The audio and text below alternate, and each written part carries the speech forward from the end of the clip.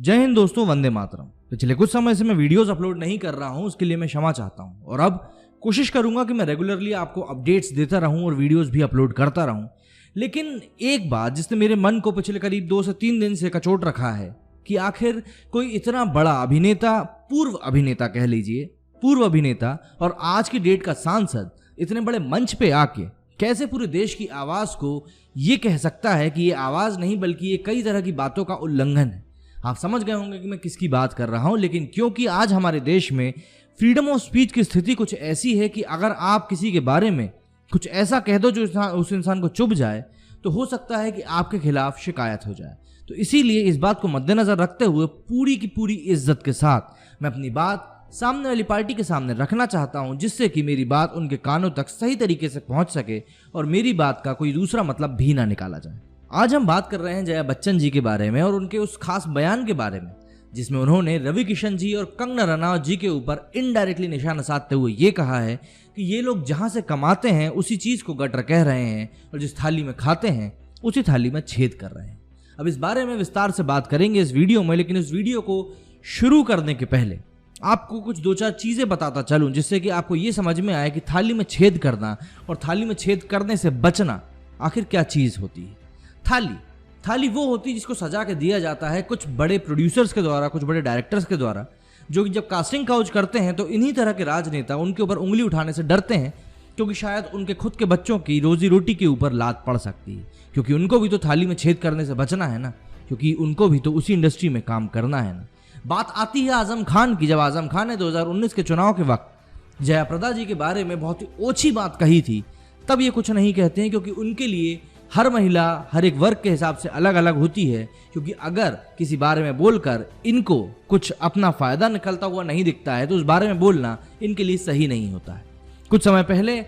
इन्हीं के जो जिस स्टेट में ये रहती हैं वहीं के एक नेता हैं संजय राउत साहब, उन्होंने एक महिला को रामखोर कह दिया था, जिसके एवज में इन्होंने कुछ भी नहीं कहा, क्योंकि मैंने कहा ना, ये वहीं पे जाके अपनी रोटी सेकेंगे जहां पे इनकी रोटी अच्छे से सेक जाए। अगर ये रोटी कोई और खा ले तो इनको दुख हो जाता है, इसलिए ऐसी जगह पे जाके बोलने से कतराते हैं जहां पे बोलने से इनकी रोटी कोई और खा ले। मुलायम सिंह यादव, जिस पार्टी से ये आती हैं, समाजवादी पार्टी, जिस पार्टी के सांसद हैं, उसी पार्टी के महानेता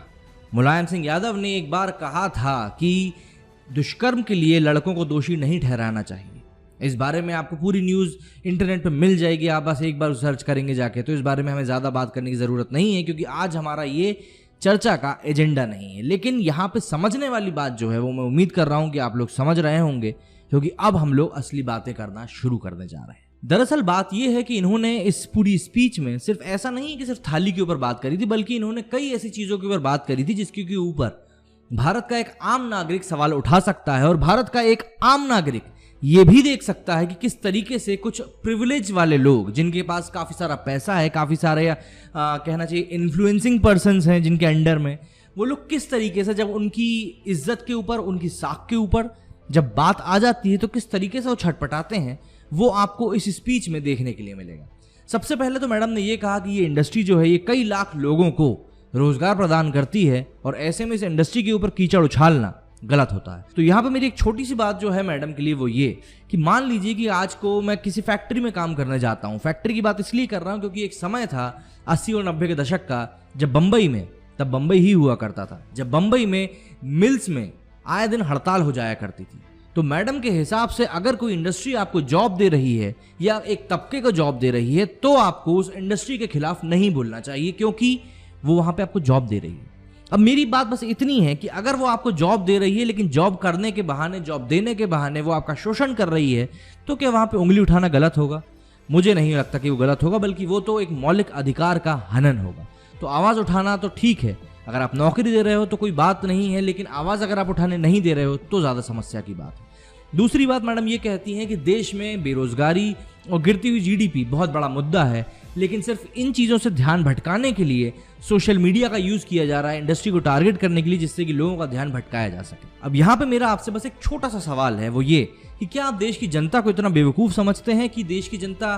को यूं ही आके बरगलाएगा और वो भटक के चली जाएगी? मुझे नहीं लगता ऐसा, क्योंकि सोशल मीडिया, कई लोगों को लगता है कि हम लोगों को पैसा मिलता है इन चीज़ों के ऊपर बोलने का, कि कोई हमको आगे फंडिंग दे रहा है कि भाई नमन शर्मा जाओ और तुम इस बारे में जाके बोलो।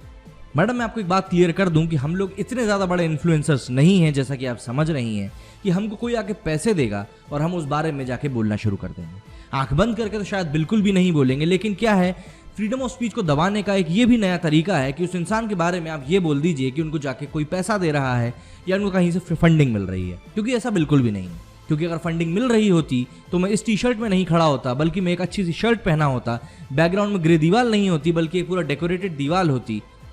खुद समझिए ना, अगर मेरा पैसा होता तो मैं पैसा खर्च करने की भी तो सोचता ना, लेकिन मैं नहीं सोच रहा हूँ। मैं वीडियोस नहीं डाल रहा हूँ जिससे कि मैं दूसरे कामों को, दूसरे जो मेरे पेंडिंग काम है उनको मैं पूरा कर सकूँ, लेकिन कई लोगों के मुताबिक मुझे पैसा मिल रहा है, तो ऐसा बिल्कुल भी नहीं है। और रही बात अनएम्प्लॉयमेंट की और गिरती हुई जीडीपी की, तो ऐसा है, उसके लिए भी अपनी जगह पे आवाज़ उठाई जा रही है। लेकिन क्या है कि आप इंडस्ट्री के अंदर से हैं तो आपको सुनाई सिर्फ वही चीज़ें देंगी जिन चीज़ों को सुनने से आपको तकलीफ होगी, क्योंकि आपको अगर तकलीफ होगी तभी तो आप बोलेंगी। इसके पहले हमारे देश में इतने कांड हुए, इतनी चीज़ें हुई, इतनी बातें हुई, उनको लेकर आपने आखिर कब तक, कितनी बार आपने अपनी बात रखी? मैं तो बस आपसे ये जानना चाहता हूं, क्योंकि देश के उन मुद्दों को छोड़ देना जिन मुद्दों के बारे में आप बात कर सकते हैं वहां बैठ के, देश के उन बच्चों को छोड़ देना जिनके बारे में आप सांसद में जाके बैठ के बोल सकती हैं, नीट और जेई के एग्जाम के बारे में बखूबी आपको ज्ञान होगा ही, क्योंकि खबर इतनी बड़ी हो चुकी थी, लेकिन मुझे नहीं लगता कि उसके बारे में भी आपने संज्ञान लिया होगा या बोला होगा। आपने भी तभी बोला जब आपको ऐसा महसूस हुआ कि आपकी थाली में शायद कोई कंकड़ आके गिर गया है। इनका कहना है कि इंडस्ट्री से कमाने वाले लोग ही इंडस्ट्री को गटर कह रहे हैं, जो कि बहुत गलत बात है, और जो इंडस्ट्री के हाईएस्ट टैक्स पेयर्स लोग हैं उनको हैरेस किया जा रहा है। तो देखिए, टैक्स पे करना तो एक ड्यूटी होती है, उस ड्यूटी के एवज में अगर आप बोलें कि भाई हम किसी के साथ अगर बुरा करना चाहें तो हमें करने दिया जाए, तो ऐसा तो मुमकिन हो ही नहीं सकता। दूसरी बात रही गटर कहने की, तो अगर मैं आज किसी कंपनी में नौकरी करने जाता हूं तो मुझे पता नहीं चलेगा कि उसके अंदर क्या चल रहा है, लेकिन अगर मैं वहां पर 6 महीने, 1 साल, 2 साल काम करता हूं, उसके बाद मुझे समझ में आएगा कि वहां पे क्या चीज़ें सही चल रही हैं और क्या चीज़ें गलत चल रही हैं। और इस बात को संज्ञान में लेते हुए मुझे ये कह देना कि भाई तुम इतने साल से यहाँ पे नौकरी कर रहे हो, सिर्फ इसीलिए तुम इसको गटर नहीं कह सकते, ये तो मुझे बिल्कुल समझ में नहीं आता। शायद मैं ही अज्ञानी हूँ। इनका कहना है कि इंडस्ट्री के लोग गवर्नमेंट की हर संभव सहायता करते हैं, जब भी कोई कैलामिटी आती है तब सहायता करते हैं, तो ऐसे में इंडस्ट्री के लोगों के ऊपर कीचड़ उछालना गलत होता है। लेकिन मैं आपको एक चीज़ यहाँ पे याद दिला दूँ कि इंडस्ट्री में कई लोग हैं जो चैरिटी के नाम पे सिर्फ अपना नाम बनाना चाहते हैं, और नाम बनाने के एवज में अगर कुछ पैसा खर्च करना पड़े, मान लीजिए आप मार्केटिंग में 10 लाख रुपए खर्च कर रहे हैं और चैरिटी 5 लाख की करके आपको वही पब्लिसिटी मिल जाती है, तो मुझे लगता है कि चैरिटी करना ज़्यादा फायदे का सौदा होता है। अगर आप बिना बताए चैरिटी कर रहे हैं तो एक बात समझ में आती है, लेकिन अगर आप ढोल नगाड़े पीटते हुए चैरिटी कर रहे हैं तो वो चैरिटी नहीं होती मैडम, वो एक तरह का जुलूस निकालना होता है। ये बात आप मुझसे बेहतर समझ सकती हैं। इसके अलावा यहाँ पे ये कहती हैं कि भाई इंडस्ट्री को प्रोटेक्शन की ज़रूरत है। वहीं जब कंगना को Y+ सिक्योरिटी मिली थी तब कई लोगों ने इसके ऊपर उंगली उठाई थी कि ये देश के टैक्स पेयर्स के पैसों का एक गलत इस्तेमाल है, और अब आप सांसद में आके बैठ के ये बात कह रही हैं कि भाई इंडस्ट्री को प्रोटेक्शन की ज़रूरत है। अगर आप फ्रीडम ऑफ स्पीच से इस तरह से डर रहे हैं तो फिर कैसे चलेगा? अगर आप फ्रीडम ऑफ स्पीच के खिलाफ जाके प्रोटेक्शन मांगेंगे तो कैसे चलेगा? अगर आप पनामा के बारे में हमें यहाँ बात नहीं करनी है, अगर आप कुछ ऐसी चीज़ों के बारे में अपनी आवाज़ उठाएंगी जहाँ पे आप बैठी हुई जिससे कि जनता को फ़ायदा हो, तो शायद अच्छा होगा। उम्मीद करता हूँ मैं जो बात आपको समझाना चाहता था आप समझ गए होंगे। मेरे इस वीडियो में फिलहाल इतना ही। जय हिंद, जय भारत।